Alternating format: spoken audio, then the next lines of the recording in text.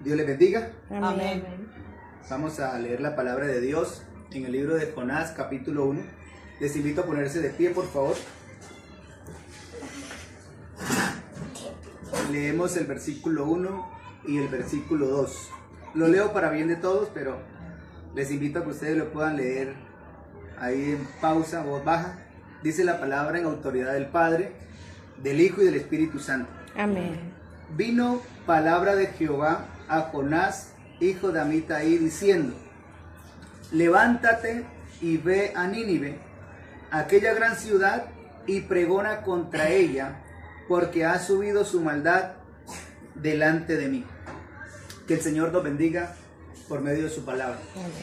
Vamos a estar orando, pidiendo su dirección y también cantando un coro muy conocido, coro que me gusta mucho: tu fidelidad es grande.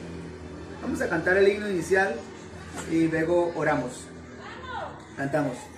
Tu fidelidad es grande.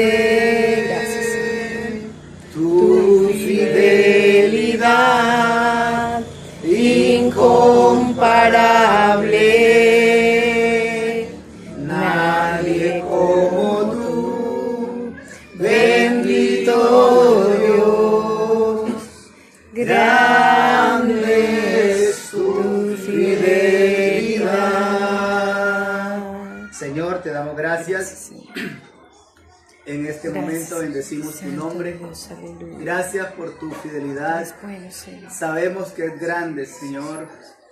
Y tu fidelidad nos inspira a nosotros también, Señor, a ser fieles. Gracias por la palabra que hemos leído. Instrúyenos, edifica nuestras vidas y ayúdanos, Señor, a acercarnos a ti. Gracias por este tiempo. Amén y amén. Amén. Bien, mis amados, quiero compartirles la palabra sobre el tema la rebeldía. Entendemos por rebeldía llevar la contraria. Siempre oponernos a algo o a alguien. El tema de la rebeldía está asociado con el tema de la desobediencia. La Biblia nos habla de estas dos y aquí en este capítulo las encontramos juntas: la desobediencia o la rebeldía de Jonás. Jonás llevándole la contraria a Dios.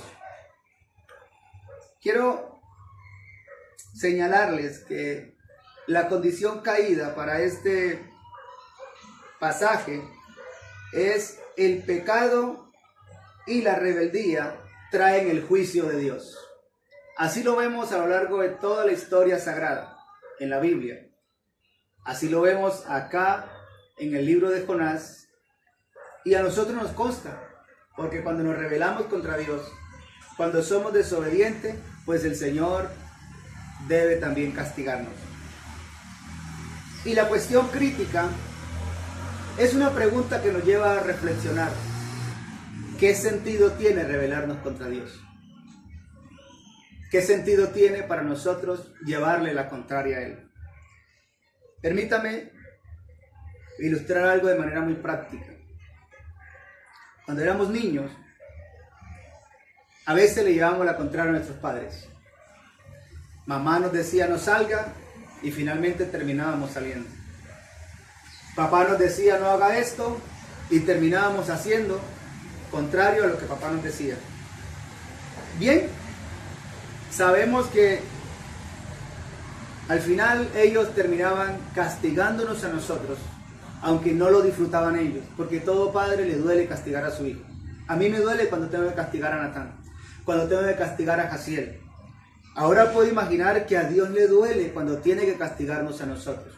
Pero a causa de la desobediencia y la rebeldía, Él una y otra vez aplica castigos. Porque la Biblia dice claramente que la ira de Dios se manifiesta sobre los hijos de desobediencia. La estructura para este tema: el primer punto, Dios da instrucciones precisas a Jonás. Las transiciones. 1.1. Dios siempre se comunica con un propósito. La misión de Jonás es clara. Dios lo llamó y le dio una dirección exacta a dónde tenía que ir. El segundo punto. Nínive estaba en peligro de muerte. Las transiciones. ¿Se equivocó Dios al enviar a Jonás a Nínive? 2.2. Dios muestra salvación anticipada a los marineros en alta mar. Y 2.3. Dios demostró su salvación a Jonás en el vientre del pez.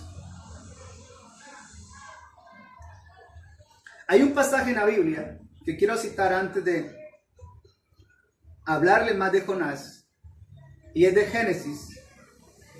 Génesis 18, cuando Dios visita a Abraham.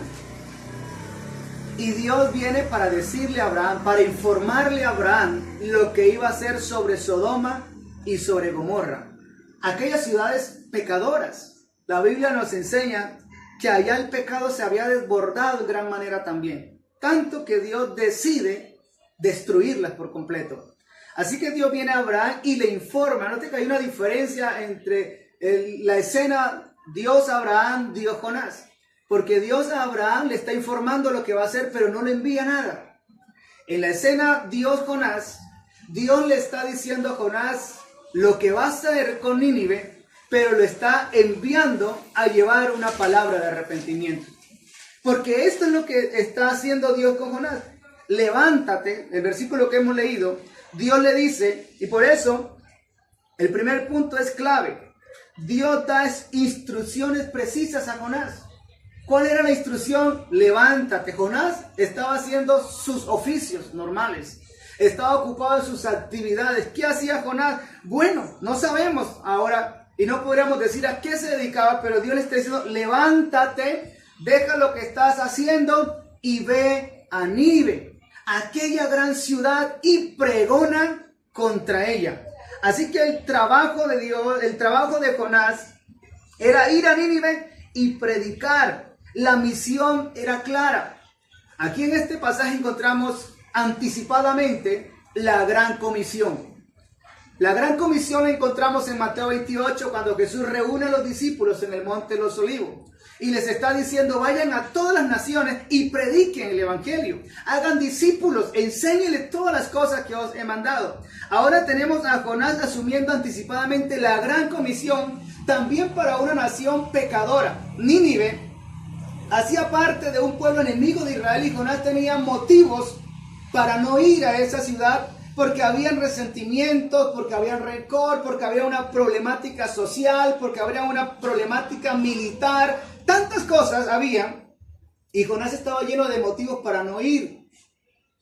Pero la Biblia nos enseña que Dios llamó a Jonás y le entregó una dirección exacta. Note que esto es importante para nuestra lectura, porque cuando tenemos una dirección exacta, sabemos para dónde vamos. Y Dios no se equivocó cuando envió a Jonás a Nínive. Nosotros pudiésemos imaginar, pero ¿cómo se le ocurrió a Dios enviarlo a Nínive? ¿Acaso no había más ciudades? ¿Acaso no había más gente? ¿No había más pueblo? Precisamente de esto se trata. Dios quiere mostrar su gracia, su salvación para un pueblo pecador. Porque esa ciudad, Nínive, donde había más de 120,000 habitantes, realmente estaba en peligro de muerte. Estaban en la franja del peligro. Y Jonás tenía un mensaje que podía salvar a esas personas. Qué bueno es, amados hermanos, contemplar que Dios, antes de que Jonás llegase a Nínive, Él le muestra la salvación para que fuese testigo. Allá en alta mar, los marineros estaban apurados. Dice la palabra que el mar se enfureció y la tormenta hizo que el barco entrara en una crisis. Los marineros comenzaron a soltar sus cosas, a botar sus enseres. No pudieron hacer nada para salvar la nave, para volverla a tranquilizar, hasta que tiraron a Jonás al mar. La Biblia dice claramente que el mar se aquietó. Dios hizo el milagro en alta mar.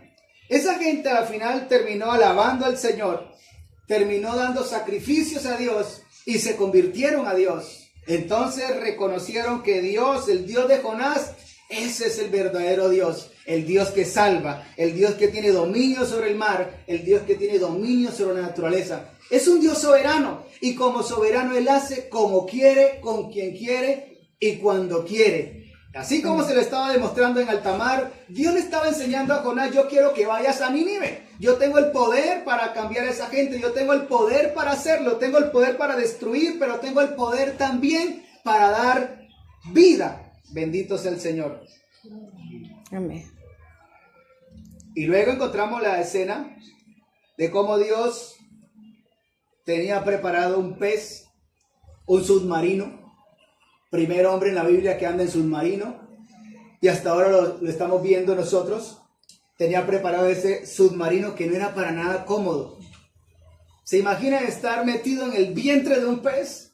Y no sabemos cómo era eso por allá, pero ahí estaba Jonás con vida. La misericordia de Dios estaba ahí con Jonás. Y Dios saca a Jonás del vientre del pez y él va a Nínive. Dios salvó a Jonás. 3 días y 3 noches. Nadie puede sobrevivir debajo del agua, 3 días. Nadie puede sobrevivir 3 días en el vientre de otro ser, como en el caso de Jonás. Pero Dios lo estaba resucitando a Jonás, porque Dios es salvación. Amén. Bendito sea el Señor. Amén.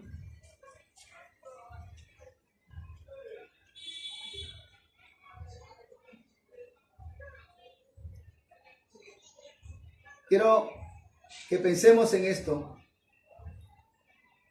Jonás pensó que Dios se había equivocado. ¿Cuántas veces nosotros pensamos que Dios se ha equivocado en nuestro tiempo? Cuando Dios hace cosas que no entendemos, que no le hallamos explicación. ¿Qué hay si nos tocara hablarle del amor de Dios a la persona que nos ha hecho daño? A la persona que ha trastocado nuestra tranquilidad. Aquel que se ha metido con nuestra familia. Aquel que nos ha ofendido. ¿Qué tal si el Señor nos enviara a nosotros como a Jonás a hablarle a gente que nos ha creado resentimiento, dolor, rencor?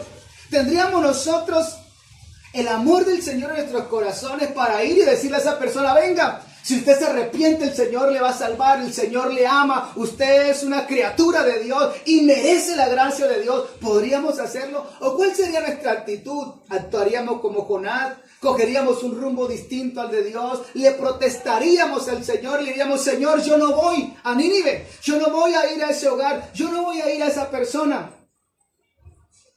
No sabemos qué haríamos, pero hay una cosa que sí podemos decir: la rebeldía y la desobediencia traen dolor.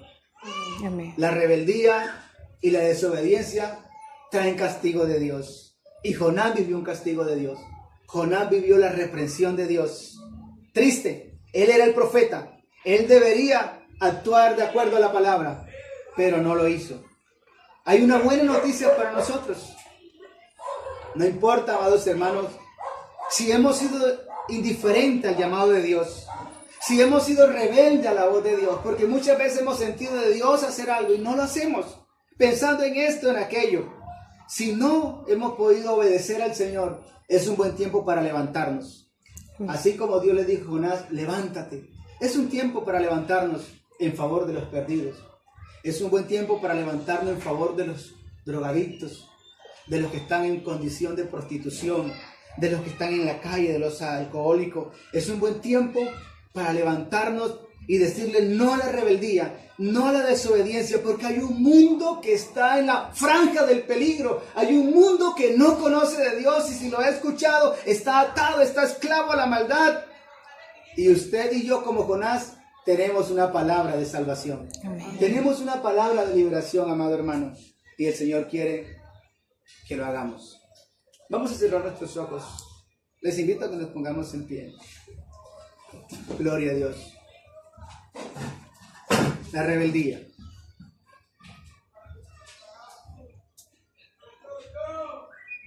La Biblia nos habla del Señor Jesús en los evangelios. Y el Señor llegó al pozo de Jacob, donde había una mujer que no era la mejor de las mujeres, marcada por el pecado. Las demás mujeres la rechazaban, pero el Señor fue a esa mujer y le dijo que ella podía ser una adoradora, que Dios estaba buscando adoradores que le adoraran en espíritu y en verdad. Esa es la mujer samaritana. Jesús fue a casa de Zaqueo mientras la gente lo señalaba y consideraba que era un ladrón, que era esto, que era aquello. Jesús fue a casa de Zaqueo a decirle una verdad del reino. No he venido sino a buscar lo que se ha perdido. Y le dijo a Zaqueo que él era un hijo de Abraham. Él fue a Gadara y le dio la noticia al endemoniado gadareno de salvación. Él habló con Nicodemos y le dijo a Nicodemo la importancia de tener una vida nueva en Dios, una vida nueva en el Señor.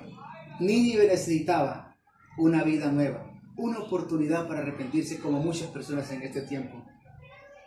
Dios es fiel. Nosotros debemos ser fieles a Dios, a su palabra, lo que nos ha enseñado. Cerremos nuestros párpados. Señor, gracias por tu misericordia. Espíritu Santo de Dios, gracias por esta palabra.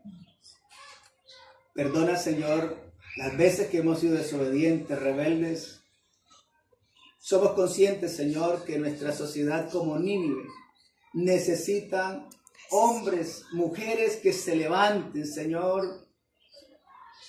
Gracias por habernos dado una dirección. Gracias porque tú hablas con propósito, Señor. No hablas en vano. Si has hablado en nuestras vidas, Señor, es porque tienes un propósito para nosotros.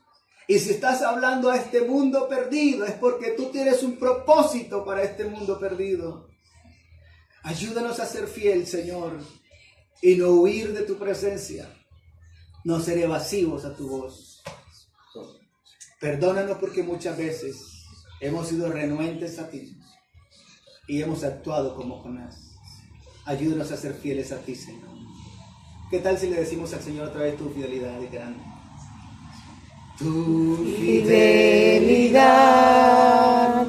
es grande, tu fidelidad incomparable. Nadie como tú. La Biblia dice que si alguno tiene cometido pecado, Dios, abogado tiene para sí a Jesús el justo, Jesucristo el justo.